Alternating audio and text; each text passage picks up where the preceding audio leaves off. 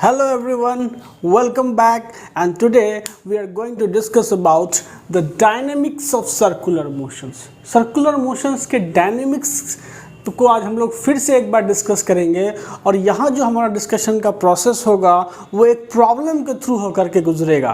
तो पहले मैं रिकॉल करा दूँ कि डायनेमिक्स में हमने पढ़ा कि अगर कोई पार्टिकल है, ठीक है, और ये अगर सर्कुलर मोशन में है, अगर ये पार्टिकल सर्कुलर मोशन में है तो सर्कुलर मोशन में इसको मूव करने के लिए क्या होता है कि इसको एक सेंट्रीपिटल एक्सीलरेशन की ज़रूरत होती है जो टुवार्ड्स द सेंटर होता है।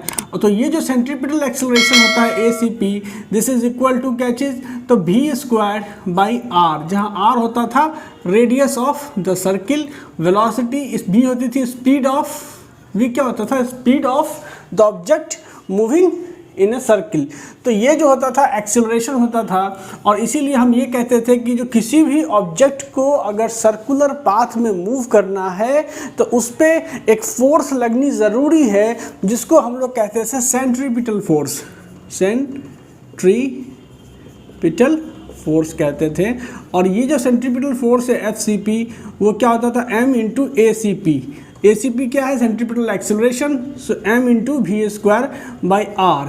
This is the centripetal force which needs to act on a particle that is describing a circular path. ठीक है, इतना ही था डायनेमिक्स में। लेकिन इस डायनेमिक्स के कंसेप्ट को जब हम लोग प्रॉब्लम में इंप्लीमेंट करेंगे तो काफ़ी ज़्यादा चीज़ें खुल के सामने आएगी। तो चलिए हम लोग अपने प्रॉब्लम के स्टेटमेंट को पढ़ते हैं। ठीक है, इस थ्योरी से थोड़ा हट करके हम लोग अपने प्रॉब्लम के स्टेटमेंट को पढ़ते हैं और उसको सॉल्व करने की कोशिश करते हैं। Here you can see that there is a circular track. ठीक है, और सर्कुलर ट्रैक जो है सो दो सर्कुलर पाथ का बना हुआ है।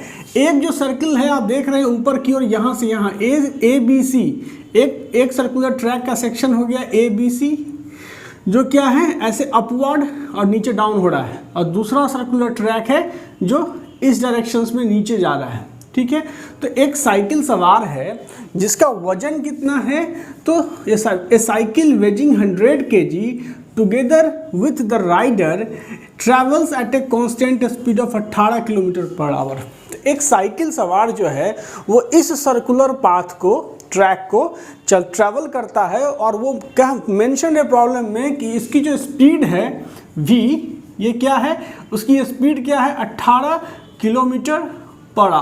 मतलब कहीं ना कहीं ये 18 इंटू 5/18 से अगर डिवाइड कर दो तो ये हो जाता है 5 मीटर/सेकेंड के स्पीड से ये साइकिल, कांस्टेंट स्पीड से ये साइकिल इस सर्कुलर ट्रैक को फॉलो अप कर रहा है। ये प्रॉब्लम में मेंशन्ड है। सवाल आपसे पूछा जा रहा है कि find the normal contact force by the road on the cycle when it is at the point B and D। जब ये साइकिल सवार इस B पोजीशंस पे है और D पोजीशंस पे है, B क्या है, टॉप मोस्ट पोजीशंस है, और D क्या है, तो बॉटम मोस्ट पोजीशन है इस ट्रैक का, जो CDE ट्रैक का बॉटम मोस्ट पोजीशन है।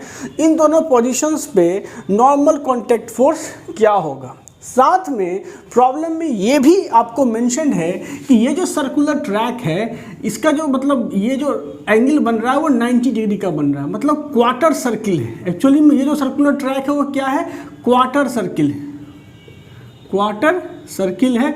मतलब एक सर्किल का चौथा हिस्सा जो है ये रिप्रेजेंट कर रहा है, क्योंकि यहाँ 90 डिग्री का एंगल बन रहा है, और साथ में यहाँ भी जो है ये जो रेडियस है वो 90 डिग्री का इंड टू इंड एंगल यहाँ बन रहा है। मतलब ये आर्क जो है वो सेंटर पे 90 डिग्री का एंगल सबटेंड कर रहा है। ठीक है, तो पहले नॉर्मल रिएक्शन फोर्स की बात करते हैं कि normal contact force by the road, ये रोड जो इस साइकिल पे नॉर्मल कॉन्टैक्ट फोर्स किधर लगाएगा, अपवर्ड लगाएगा, तो उसकी वैल्यू क्या होगी when the cycle is at the point B and eight the point D। तो पहले एक चीज़ बताओ कि अगर ये साइकिल सवार इस स्ट्रेट रोड पे मोशन में होता, मान लो ये साइकिल को मैंने पार्टिकल से रिप्रेजेंट कर दिया, और ये साइकिल की वेलोसिटी मान लो कि v वेलोसिटी से साइकिल मूव कर रही है, और मैं अगर पूछता कि इस साइकिल सवार पे लगने वाला नॉर्मल रिएक्शन फोर्स इस मूवमेंट पे और उसके बाद थोड़ा देर के बाद जब साइकिल सवार यहाँ होता तो यहाँ भी वो v वेलोसिटी कांस्टेंट वेलोसिटी से मूव करता। इस मूवमेंट पे नॉर्मल रिएक्शन फोर्स क्या लगता? तो सिंपल सा आप क्या करते, इस साइकिल सवार का वेट mg नीचे कर देते, नॉर्मल रिएक्शन फोर्स n ऊपर कर देते, और आप कहते कि चूंकि ये जो है सो वर्टिकल इक्विलिब्रियम में है तो आप लिख देते n is equal to mg। और यही चीज़ यहाँ भी वही चीज़ हो रहा होता, नीचे mg लग रहा होता, ऊपर नॉर्मल रिएक्शन फोर्स लग रहा होता, यहाँ भी आप लिखते कि n is equal to mg। तो कहीं ना कहीं इस पूरे मोशन के दौरान जो नॉर्मल रिएक्शन फोर्स जो साइकिल पे लग रहा है सरफेस के द्वारा, वो उसके वेट के थ्रू बैलेंस हो रहा होता। लेकिन इस मूवमेंट पे क्या मैं इसी कॉन्सेप्ट का इस्तेमाल करके कुछ कह सकता हूँ? तो नहीं कह सकता।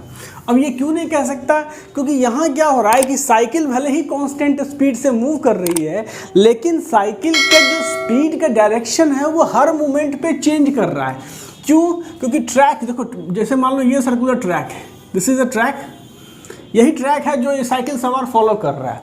अगर मैं इस साइकिल को एक पॉइंट ऑब्जेक्ट से रिप्रेजेंट करूं, सपोज करो यहाँ है, यहाँ है, यहाँ है, तो क्या हो रहा है कि साइकिल सवार का जो स्पीड तो कांस्टेंट है, लेकिन डायरेक्शन जो है उसका direction of speed her moment पे क्या हो रहा है, तो चेंज हो रहा है। ठीक है, तो जब डायरेक्शन चेंज हो रही है, इसका मतलब है कि अगर स्पीड कांस्टेंट डायरेक्शन चेंज हो रही है, मतलब कहीं ना कहीं वो जो साइकिल है वो इस ट्रेजेक्टरी के सेंटर के टुवार्ड्स जो है वो क्या होगा, उसका एक्सीलरेशन होगा। There should be a centripetal acceleration, there should must be a centripetal acceleration acting on the cycle which is actually changing the direction of speed. Direction of speed को अगर कोई चेंज कर रहा है तो इसका मतलब सेंट्रीपिटल फोर्स होगा। तो चलो, जब सेंट्रीपिटल फोर्स आप समझ गए कि यहाँ पे पिक्चर में क्या आ गया, सेंट्रीपिटल फोर्स आ गया, क्योंकि उसी के वजह से साइकिल की स्पीड का डायरेक्शन चेंज हो रहा है अलोंग द ट्रैक। तो जब चेंज हो रहा है तो आप देखो इस पर फोर्सेस क्या क्या एक्ट कर रहे हैं। सपोज करो कि आपका साइकिल कुछ यहाँ पे है, ठीक है, आपका साइकिल कहाँ है, जब मैं इस मोमेंट को छोड़ो, यहाँ पे आपका साइकिल है, यही ना है पोजीशन बी। पोजीशन बी ये है, यहाँ पे फोर्स लग रहा होगा नीचे, वेट mg लग रहा होगा, नॉर्मल रिएक्शन फोर्स n लग रहा होगा। ठीक है, नॉर्मल रिएक्शन फोर्स n लग रहा होगा। और चूंकि आपको मेंशन है कि साइकिल क्या है, इस ट्रैक को साइकिल किसे कांस्टेंट स्पीड से ट्रैवल कर रहा है, कांस्टेंट स्पीड से ट्रैवल कर रहा है। कौन? तो साइकिल जो है वो इस ट्रेजेक्टरी को कांस्टेंट स्पीड से ट्रैवल कर रहा है। तो अगर आप फ्रिक्शन फोर्स लगाओगे, या तो फ्रिक्शन इधर लगा दो, फ्रिक्शन का दो ही डायरेक्शन पॉसिबल है, या तो ये होगा या तो ये होगा, दो ही डायरेक्शन फ्रिक्शन के पॉसिबल है। लेकिन अगर तुम फ्रिक्शन इस डायरेक्शन में लगाओगे तो कहीं ना कहीं ट्रेजेक्टरी के अलोंग पार्टिकल एक्सीलरेट हो जाएगा, और अगर इस डायरेक्शन में लगाओगे तो कहीं ना कहीं पार्टिकल की जो स्पीड है वो घटेगी। लेकिन प्रॉब्लम में तो मेंशन है कि पार्टिकल कांस्टेंट स्पीड से मूव कर रहा है। तो इसका मतलब जो है कि इस पोजीशंस पे, बी पोजीशंस पे पार्टिकल के पे फ्रिक्शन फोर्स एक्ट नहीं कर रहा है। ठीक है, the friction force is not acting on the particle at the position B. इस साइकिल को हमने पार्टिकल की तरह मॉडल किया हुआ है इस बी पोजीशंस पे, और हम ये देख पा रहे हैं कि बी पोजीशंस पे ट्रैक के अलोंग अगर फ्रिक्शन फोर्स एग्जिस्ट करता तो कहीं ना कहीं, जो कि और दूसरा कोई फोर्स नहीं है जो ट्रैक के अलोंग लग रहा है, तो फ्रिक्शन फोर्स के इफेक्ट को काउंटर बैलेंस नहीं कर पाता। तो उस केसेस में आपका साइकिल क्या लगता है, या तो वो एक्सीलरेटेड लगता है या डी एक्सीलरेटेड लगता है, डिपेंड करता है कि फ्रिक्शन इधर की ओर लग रहा है या फ्रिक्शन इधर की ओर लग रहा है। तो फिलहाल बी पोजीशंस पे फ्रिक्शन जीरो है, क्योंकि पार्टिकल कांस्टेंट स्पीड से मूव कर रही है। ये प्रॉब्लम में आपको मेंशन है that the travel at constant speed of 18 kilometre per hour. तो फिलहाल मैं फ्रिक्शन को भूल जाता हूँ, ये मेरे दूसरे सवाल का हिस्सा है। तो बात रही कि फोर्सेस क्या क्या ऐड कर रहे हैं इस पे वर्टिकल डायरेक्शन में, तो दो फोर्सेस ऐड किए mg और n। और ये देखो न्यूटन्स लॉ से तुम ये भी कह सकते हो कि ये जो पार्टिकल है, ये जो तुम्हारा साइकिलिस्ट है, वो टुवार्ड द सेंटर इधर की ओर क्या है, एक्सिलरेटेड है। इस पे एक्सिलरेशन ACP काम कर रहा है, ये एक्सिलरेटेड है, centripetal acceleration toward the centre centripetal acceleration act कर रहा है। तो नेट फोर्स जब न्यूटन सेकेंड में लगाओगे इस पार्टिकल पे तो क्या लगाओगे, mg minus normal reaction force n यहाँ जो नॉर्मल रिएक्शन फोर्स है हम उसको एन बी मान लेते हैं क्योंकि ये बी पोजीशन है, तो M G minus N B and this is equal to mass of the cyclist M into speed of the cyclist by square बट्टा जो रेडियस ऑफ कर्वेचर है आर है। यहाँ मेंशन्ड है कि रेडियस ऑफ कर्वेचर क्या है, तो 100 मीटर है। ये जो रेडियस है ये इसका जो रेडियस है ये सेंटर है, तो इसका जो रेडियस है वो 100 मीटर ये प्रॉब्लम में मेंशन्ड है। तो यहाँ से जब तुम एन बी की वैल्यू निकालोगे normal reaction force N B, this N B is equal to M G minus M into we square by R. मतलब तुम यहाँ से m कॉमन ले लो तो g minus V square by R, ये आ गया तुमको नॉर्मल रिएक्शन NB की वैल्यू। ठीक है, नॉर्मल रिएक्शन NB की वैल्यू क्या आ गई, ये आ गई। तुम उसमें सारा वैल्यू सब्सटीट्यूट कर दो। m की वैल्यू हो गई तुम्हारी कितनी, तो m का वैल्यू मेंशन है 100 kg का वेट है साइकिल का, साथ में राइडर दोनों मिला करके, तो मैंने यहाँ डाला 100 kg। इसमें g की वैल्यू 10 हमने प्रॉब्लम में मेंशन है कि 10 एज्यूम करके चलो g 10 मीटर पर सेकेंड स्क्वायर माइनस v का वैल्यू तुमने निकाला 5 मीटर पर सेकेंड, किलोमीटर में मेंशन था, मैंने 5/18 से डिवाइड करके उसको मीटर पर सेकेंड में कन्वर्ट कर दिया, तो ये हो गया 25 और बट्टा यहाँ पे रेडियस कितना है, तो रेडियस हो गया 100 मीटर, तो ये हो गया 100। तो जब तुम उसको सॉल्व करोगे तो ये हो जाएगा 100 और 10 माइनस 0.25, ठीक है। ये कितना आ गया कि 925 न्यूटन। तो कहने का ये मतलब हो गया कि इस टॉप मोस्ट पोजीशन पे, इस पोजीशंस पे जो नॉर्मल रिएक्शन फोर्स इस साइकिल पे लगेगा अपवर्ड डायरेक्शंस में, वो NB की वैल्यू क्या निकाली आपने, NB is equal to 975 newton का नॉर्मल रिएक्शन फोर्स आपने निकाला। उसी तरह से जब तुम्हारा पार्टिकल, मतलब जब तुम्हारा साइकिल जो कि एक पार्टिकल की तरह मॉडल किया गया है इस प्रॉब्लम में, जब इस पॉइंट पे होगा, bottom most point D positions पे होगा, तो अब देखो यहाँ क्या है, ट्रैक की खासियत को देखो। पहले ट्रैक का कर्वेचर था अपवर्ड, सेंटर यहाँ लाई करता था। अब इस सर्कुलर, इस पोर्शन ऑफ द ट्रैक में ये जो CDE पोर्शन है, इस पोर्शन में तुम देखो तो सेंटर कहीं ना कहीं तुम्हारा यहाँ लाई कर रहा है, center is lying somewhere there. तो अब सेंट्रीपिटल फोर्स का रिक्वायरमेंट कौन फुलफिल करेगा, फोर्स तो वही एक्ट करेंगे, इसका वेट mg नीचे की ओर एक्ट करेगा, और ND हमने यहाँ पे जो नॉर्मल रिएक्शन फोर्स है उसको ND से रिप्रेजेंट किया, D represent normal reaction force at the point D।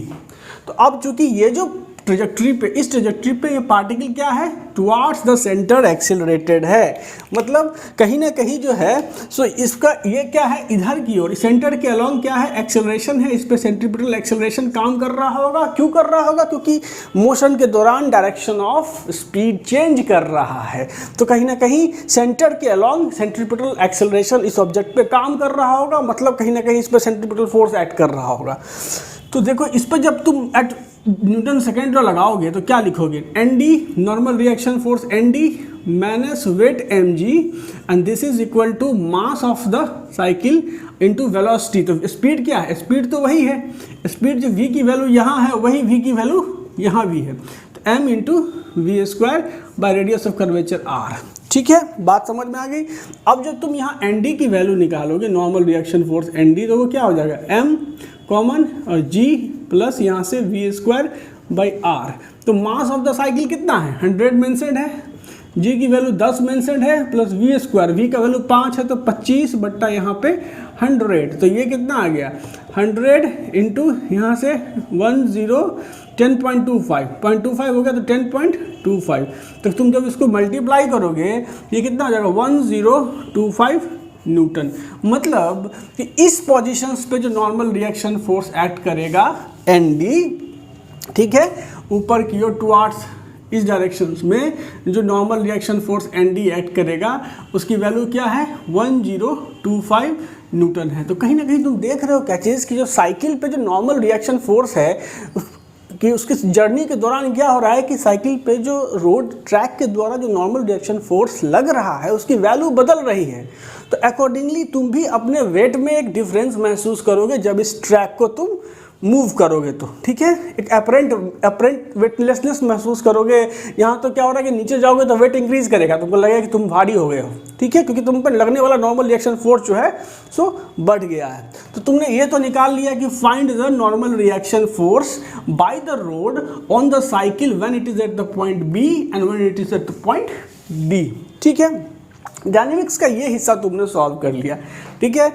अब देखो इस क्वेश्चंस को तुम अभी जो सॉल्व कर रहे हो वो कहाँ कर रहे हो, बैठ करके ट्रैक पे बैठ के कर रहे हो, इनर्शियल फ्रेम में कर रहे हो। अच्छा एक चीज़ बताओ कि जैसे सपोज करो कि ये प्लेन सरफेस है, इस पर कोई ऑब्जेक्ट रखा हुआ है, ठीक है, तो तुम अगर यहाँ बैठ करके इस ऑब्जेक्ट को वॉच करोगे तो तुम एक इनर्शियल फ्रेम में बैठ के वॉच करोगे, क्योंकि तुम ग्राउंड के रिस्पेक्ट में बैठे हो और ये ऑब्जेक्ट जो है सो मान लो v वेलोसिटी से मूव कर रही है, तो तुम क्या है ग्राउंड के रिस्पेक्ट में वॉच कर रहे हो, इनर्शियल फ्रेम है, ठीक है। और अगर तुम जा करके इस ऑब्जेक्ट पे भी बैठ जाओगे तो चूंकि ये कांस्टेंट स्पीड से मूव कर रहा है अलोंग ए कांस्टेंट डायरेक्शन, तो कहीं ना कहीं तुम तब भी इनर्शियल फ्रेम में बैठोगे, तो कहीं सूडो फोर्स का जिक्र नहीं होगा। लेकिन अगर इस सवाल को अभी जो मैं सॉल्व कर रहा था तो मैं इस ट्रैक के रेफरेंस में या ग्राउंड के रेफरेंस में सॉल्व कर रहा था। अगर मैं अपना रेफरेंस फ्रेम इस साइकिल पे लगा दूं, मतलब मेरा रेफरेंस फ्रेम अगर इस साइकिल के साथ अटैच्ड हो जाए, तो मेरे रेफरेंस फ्रेम के रिस्पेक्ट में साइकिल का मोशन तो होने से रहा, तो होगा क्या चीज़ कि तब आपको उस पर सेंट्रीफ्यूगल फोर्स लगाना पड़ेगा। तो रिजल्ट तो सेम आएंगे, लेकिन तब जो आपके फ्री बॉडी डायग्राम में सेंट्रीफ्यूगल फोर्स का जिक्र होगा। तो मैं यहाँ पे अभी सेंट्रीफ्यूगल फोर्स के पर्सपेक्टिव से इस सवाल को नहीं बना रहा हूँ, मैं ग्राउंड पर बैठ करके इनर्शियल फ्रेम में बैठ करके इस सवाल को बना रहा हूँ। कई आप सॉल्यूशन जब आप देखोगे तो वहाँ सेंट्रीफ्यूगल फोर्स का यूज़ कर रहा होगा। तो वो कब करता है, जब वो उसका फ्रेम ऑफ रेफरेंस, जिस फ्रेम में बैठ करके उस प्रॉब्लम का एनालिसिस कर रहा है, वो जब वो साइकिल के साथ अटैच कर देता है। हालांकि तुम बोलोगे कि साइकिल तो सर कांस्टेंट स्पीड से मूव कर रही है, तो वो कैसे नॉन इनर्शियल हो गया, कांस्टेंट स्पीड से मूव कर रही है लेकिन उसके स्पीड का डायरेक्शन चेंज हो रहा है, और स्पीड का अगर डायरेक्शन चेंज हो रहा है तो कहीं ना कहीं जो तुम्हारा साइकिल है वो एक नॉन इनर्शियल फ्रेम हो गया, और उसमें जब तुमने अपने फ्रेम ऑफ रेफरेंस को अटैच कर दिया तो तुमको स्यूडो फोर्स लगाना पड़ेगा, तभी तुम न्यूटन्स लॉज को जाकर के अप्लाई कर पाओगे। तो ये फिलहाल मैं जो डिस्कशन कर रहा हूँ वो अभी मैं इनर्शियल फ्रेम में बैठ करके इस सवाल को सॉल्व कर रहा हूँ। आपकी मर्जी है, आप नॉन इनर्शियल फ्रेम में बैठ करके भी इसको सॉल्व कर सकते हैं। So let's move on to the second question, that what find the force of frictions by the track on the tire when the cycle is at the point B, C and D। देखो मैं इसको थोड़ा clear, cycle सवार पे friction force क्या लग रहा होगा जब वो इस B पोजीशन पे होगा, C पोजीशन पे होगा और D पोजीशन पे होगा। तो बात कुछ इस तरह का है कि हमारा ट्रैक हो गया कुछ इस तरह का, ठीक है, this is my track, this is the position, this is the position B, this is the position C, ठीक है, this is the position B, यहाँ से लो, this is the position C and this is the position D। अब कह रहा है कि जब साइकिल सवार यहाँ है और यहाँ है, तीनों पोजीशन पे फ्रिक्शन फोर्स क्या ऐड कर रहा है। तो सबसे पहले ये बताओ कि जब ये टॉप मोस्ट पोजीशन पे है तो इस पर फोर्सेज लग रहा है नीचे की तरफ mg, normal reaction force NB, ठीक है।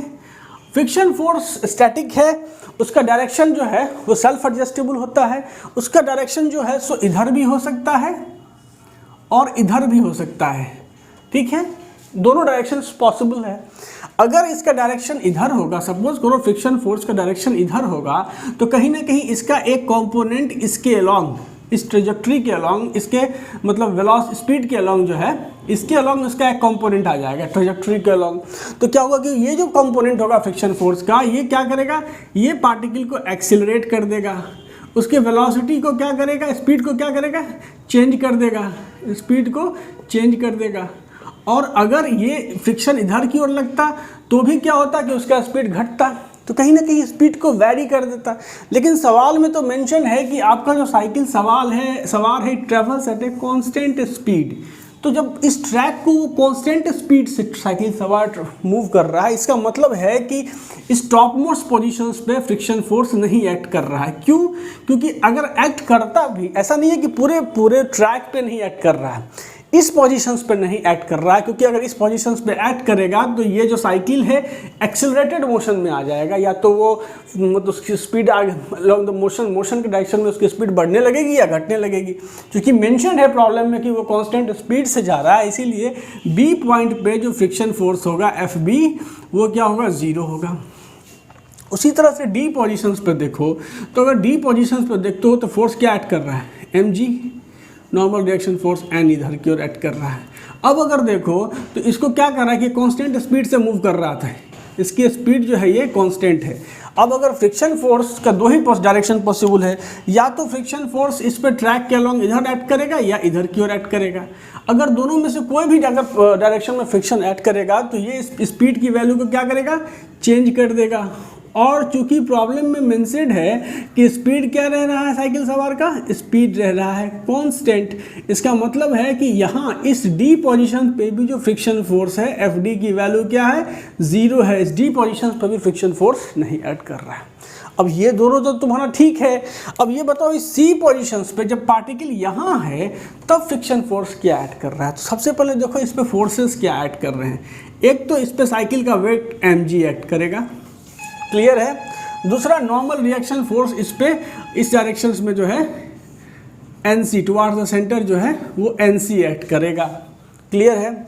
अब देखो इसमें क्या है कि पार्टिकल जब इस पोजीशंस पे है तो सपोज करो ये सेंटर है, तो ये सेंटर से मान लो ये थीटा एंगल पे पार्टिकल चला गया, तो ये भी एंगल थीटा हो गया, ठीक है। अब देखो यहाँ पे क्या है कि ये जो पार्टिकल है ये क्या कर रहा है, इसके साथ ये जो पार्टिकल है इसका mg यहाँ है, तो mg का एक कंपोनेंट क्या लगेगा, नीचे की ओर अलोंग द ट्रैक लगेगा mg साइन थीटा।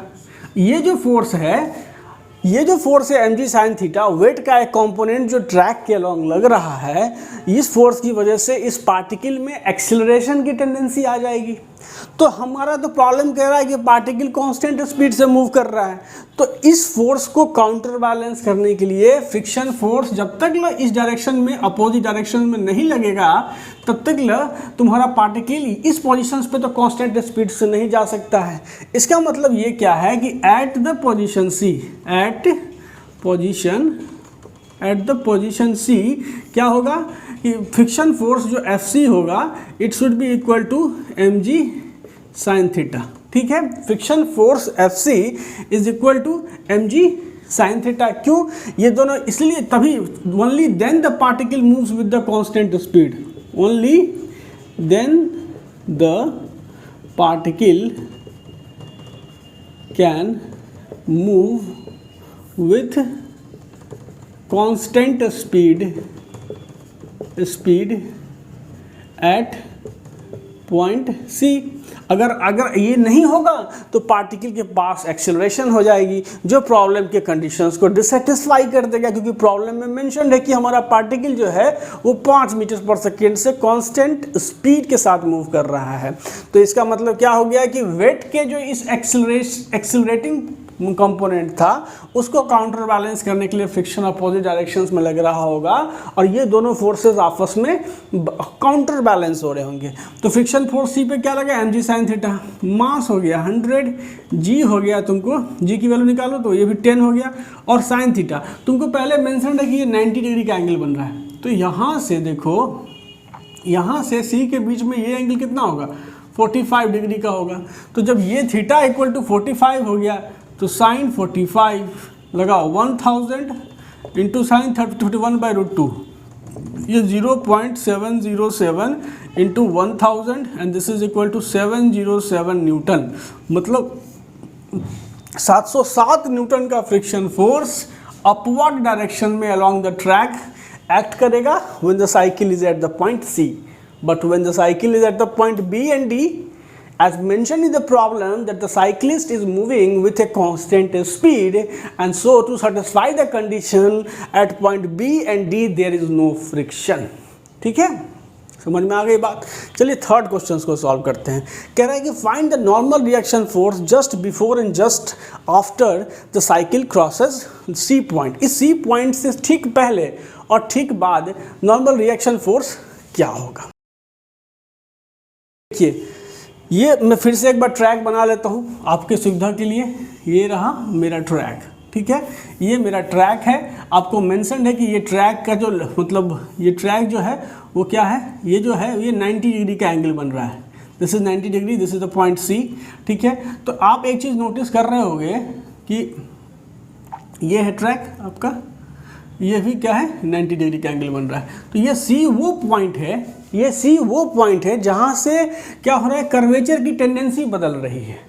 क्यों बदल रही है इसको समझिए। अगर देखिए इस पोर्शन में अगर आपका साइकिलिस्ट मूव कर रहा है, सपोज करिए कि साइकिल कहीं ना कहीं इस पॉइंट पे है, वर्टिकल ये हो गया, this is the vertical, okay. और तो ये एंगल कितना, वर्टिकल ये हो गया, ये एंगल तो 45 हो गया, दिस इज 45 डिग्री, क्लियर है। ये भी 45 डिग्री होगा इस साइड का एंगल जो है। सो अब सपोज करो कि ये जो मेरा पार्टिकल है वो सी पोजीशन से थोड़ा हट के यहाँ पे है, ठीक है। तो इसको जब तुम सेंटर से मिलाओगे और सपोज करो कि इस पार्टिकल का सेंटर से पोजीशन वेक्टर क्या है, थीटा है, ठीक है। सेंटर से पोजीशन वेक्टर इस पार्टिकल का थीटा है। अब देखो इस पार्टिकल पे फोर्सेस क्या क्या लग रहे हैं। एक फोर्सेस तो mg नीचे की ओर लग रहा होगा, ये क्लियर कट है, ठीक है। अभी देखो इसको, एक फोर्सेस क्या लग रहा है, mg नीचे की ओर लग रहा है। दूसरा फोर्सेस देखो, नॉर्मल रिएक्शन फोर्स किधर की ओर लगेगा, नॉर्मल लगेगा, नॉर्मल टू द सरफेस, तो ये इधर की ओर लगा। नॉर्मल रिएक्शन फोर्स मान लो ये n लगा, ठीक है। अब देखो यहाँ से कि नॉर्मल रिएक्शन फोर्स n लगा, तो इस mg को, या अगर ये एंगल थीटा है तो ये भी एंगल थीटा हो जाएगा। तो यहाँ mg का एक कंपोनेंट क्या आ गया, mg cos ऑफ थीटा, ठीक है। और mg का एक कंपोनेंट इधर ट्रैक के अलोंग आएगा जो mg sin थीटा होगा, ठीक है। एक ट्रैक के अलोंग mg sin थीटा होगा जो कि फ्रिक्शन फोर्स अपवर्ड डायरेक्शन में उसको बैलेंस कर रहा होगा। समझ में आ रही है बात, ठीक है। तो तुम लिख सकते हो क्या चीज़ कि चूंकि ये पार्टिकल क्या सर्कुलर मोशन में है तो टुवार्ड्स द सेंटर ये एक्सिलरेटेड होगा। ये जो मैंने एन ये बनाया नॉर्मल रिएक्शन फोर्स, ठीक है, ये क्या बनाया, ऐसे बनाया। तो यहाँ नॉर्मल रिएक्शन फोर्स कुछ ऐसा होगा, नॉर्मल टू द सरफेस है, मतलब अलॉन्ग द रेडियस, ऐसा नॉर्मल रिएक्शन फोर्स ये इस डायरेक्शन में होगा। तो तुम अब लिख सकते हो क्या चीज़ कि normal reaction mg cos theta minus normal reaction force n and this is equal to acceleration m into we square by R, mass into ये सेंट्रीपिटल फोर्स। तो यहाँ से जो नॉर्मल रिएक्शन फोर्स की वैल्यू निकालोगे तो क्या हो जाएगा, नॉर्मल रिएक्शन फोर्स की वैल्यू निकालोगे तो ये हो जाएगा mg cos थीटा, ये इधर चला गया, ये आ गया इधर, तो minus m into we square by r आ गया। तो अब यहाँ आप वैल्यू को देखोगे कि इस पोजीशन पे, ठीक सी पोजीशंस पे, सी पोजीशन से थोड़ा सा पहले पूछा जा रहा है। ये जो नॉर्मल रिएक्शन फोर्स है ये क्या पूछ रहा है, find the normal reaction force just before and just after the C. तो सी से तो हम थोड़ा डिस्टेंस पे लिए हैं, अगर सी से थोड़ा पहले लीजिएगा तो वो अप्रोक्सीमेटली 45 डिग्री का एंगल बनेगा। तो जस्ट बिफोर सी, जस्ट बिफोर पॉइंट सी, ठीक है, पॉइंट सी से ठीक पहले क्या होगा, तो उस समय जो थीटा की वैल्यू है वो अप्रोक्सीमेटली कितनी होगी, 45 डिग्री होगी, ठीक है। क्योंकि ये जो है सो क्वार्टर मतलब 90 डिग्री बन रहा था, तो ये सी पोजीशंस पे कितना 45 डिग्री एंगल बनेगा। तो जब ये वैल्यू तुम इसमें डालोगे तो जैसे मान लो एन सी माइनस हम रिप्रेजेंट कर रहे हैं, क्या है, नॉर्मल रिएक्शन जस्ट बिफोर सी, नॉर्मल रिएक्शन जस्ट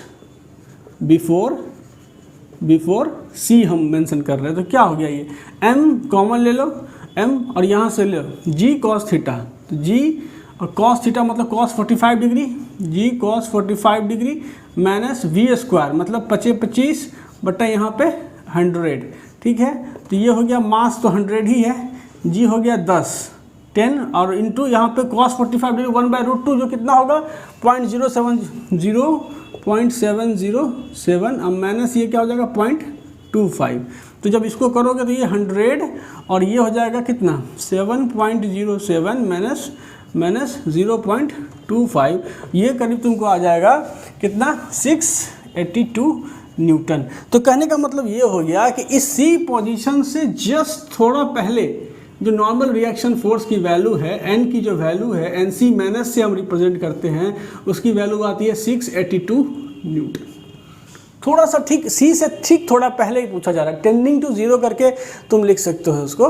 तो सी 682 न्यूटन आ गया, और सी के जस्ट थोड़ा बाद मतलब इस पोजीशन पे देखो, जब साइकिल इस पोजीशन पे आ जाएगा तो उसका एक्सेलरेशन क्या होगा, इधर की ओर होगा, इस कर्वेचर के टुवार्ड द सेंटर होगा। मतलब अगर साइकिल यहाँ आ गया, सपोज सी से, ये सी है, इससे थोड़ा पहले यहाँ आ गया, तो इसका वेट क्या लगेगा, नीचे mg लगेगा, नॉर्मल रिएक्शन फोर्स क्या लगेगा, टुवार्ड्स द सेंटर एक्ट करेगा, नॉर्मल रिएक्शन फोर्स n, ठीक है।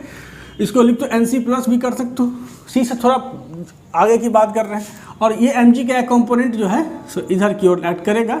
तो ये मान लो अगर ये थीटा है, ये जैसे सपोज सेंटर से ये एंगल अगर सपोज करो ये थीटा है ये, तो यहाँ पे ये भी एंगल थीटा हो गया, तो ये क्या हो गया mg cos theta, mg cos theta. तो तुम लिख सकते हो यहाँ से क्या चीज़, इस केसेस में जब तुम निकालोगे तो क्या लिखोगे कि NC प्लस C से थोड़ा पहले की बात हो रही है, तो थीटा जैसे थीटा क्या हो जाएगा 45 डिग्री हो जाएगा। क्यों? क्योंकि C से थोड़ा पहले, मतलब यहाँ देखो ना ये टोटल 90 डिग्री है, तो इस ये जो पोजीशन है ये कितना होगा, ये टोटल 45 डिग्री होगा, ठीक है। तो यहाँ थीटा 45 डिग्री होगा C से, तो NC प्लस और minus mg cos theta and this is equal to कितना, mass into we square by r, जो सेंट्रीपिटल फोर्स नेट जो इधर को ऐड कर रहा है। सो तो इस अब साइकिल का मास और इंटू सेंट्रीपिटल एक्सेलरेशन क्या होता है, तो वी स्क्वायर बाई आर होता है। तो ये हो गया। तो जो NC प्लस की वैल्यू आएगी वो क्या आ जाएगी, mg cos थीटा प्लस यहाँ से mv स्क्वायर बाई आर। तो m कॉमन ले लो, यहाँ से g cos theta plus V square by यहाँ से आर। इसको जब सॉल्व करोगे तुम, थीटा 45 डिग्री होगा, इसको जब सॉल्व करोगे तुम तो 732 न्यूटन, 732 न्यूटन, मतलब इस पॉइंट पे देखो, यहाँ पे देखो तुमने निकाला नॉर्मल रिएक्शन फोर्स इस पॉइंट पे, ठीक है। अब इस पॉइंट पे जो नॉर्मल रिएक्शन फोर्स हो गया वो 732 न्यूटन हो गया। तो तुम देख रहे हो कैसे कि जैसे ही तुम्हारा कर्वेचर के इस सी पॉइंट को जैसे ही क्रॉस करता है तो नॉर्मल रिएक्शन फोर्स बढ़ना स्टार्ट हो जाता है। और यहाँ पे डी पोजीशन पे 1025 नॉर्मल रिएक्शन फोर्स है। तो कहीं ना कहीं जब साइकिल सवार इस ट्रैक को ऐसे फॉलो करता है तो उस पर लगने वाला नॉर्मल रिएक्शन फोर्स 732 न्यूटन यहाँ से शुरू होता है और बढ़ते यहाँ डी पोजीशन पे सबसे ज़्यादा नॉर्मल रिएक्शन फोर्स 1025 न्यूटन का उस पर ऐड करता है, ठीक है। अब देखो एक चीज़ जो बहुत इसमें अलार्मिंग सिचुएशन है तुमने निकाला, इसमें एक अलार्मिंग सिचुएशन है और एक प्रॉब्लम और इसके साथ लिंक्ड है कि what is the minimum coefficient of frictions eight which the cycle can move this track with a constant speed. सवाल इसमें एक और ऐड हो सकता है कि what is the minimum coefficient of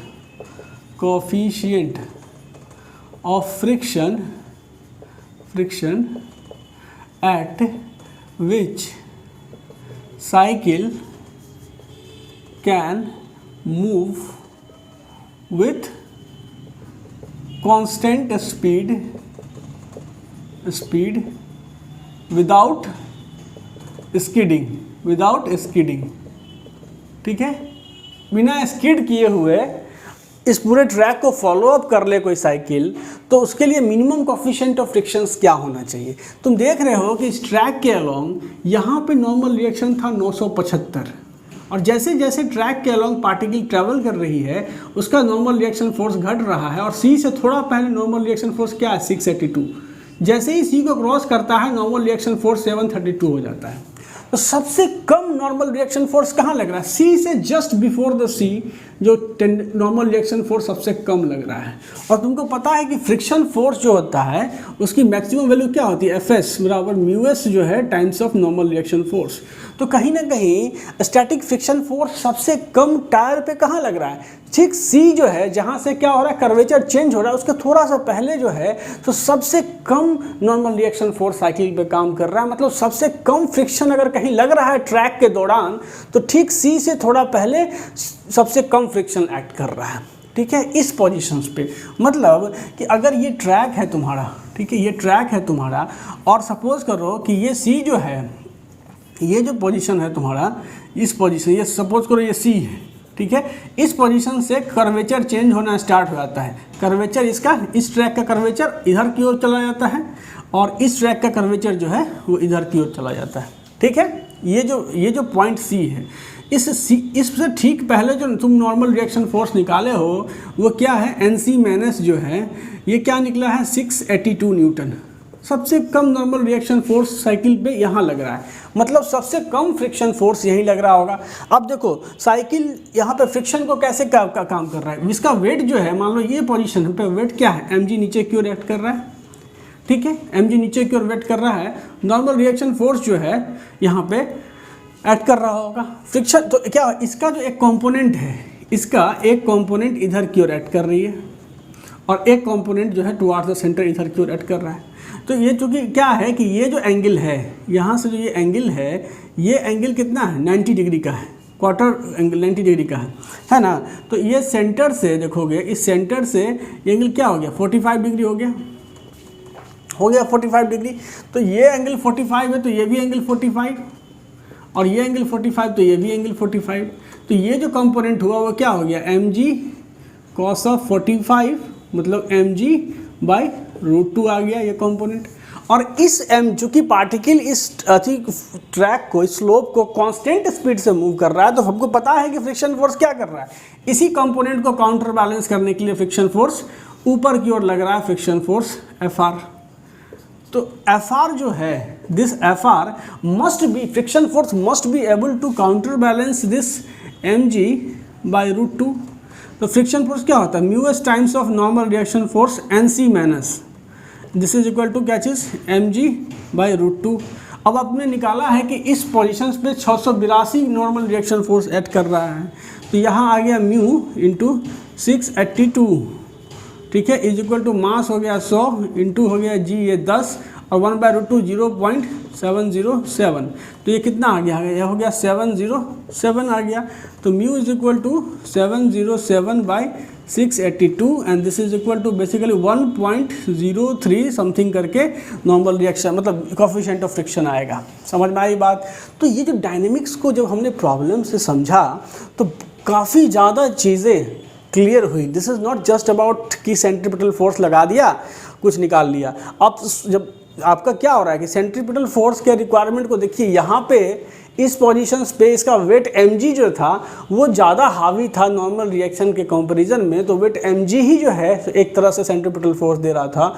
और इस पॉइंट पे नॉर्मल रिएक्शन फोर्स जो सरफेस लगा रहा था वो इसको सेंट्रीपिटल फोर्स दे रहा था, जिसकी वजह से साइकिल की जो वेलोसिटी थी, स्पीड थी, उसका डायरेक्शन चेंज हो रहा था। आई होप कि ये सवाल आपको थोड़ा बहुत कॉन्सेप्ट जरूर क्लियर किया होगा dynamics of the circular motions को लेकर के। ठीक है, we will follow up more problems in the next lectures.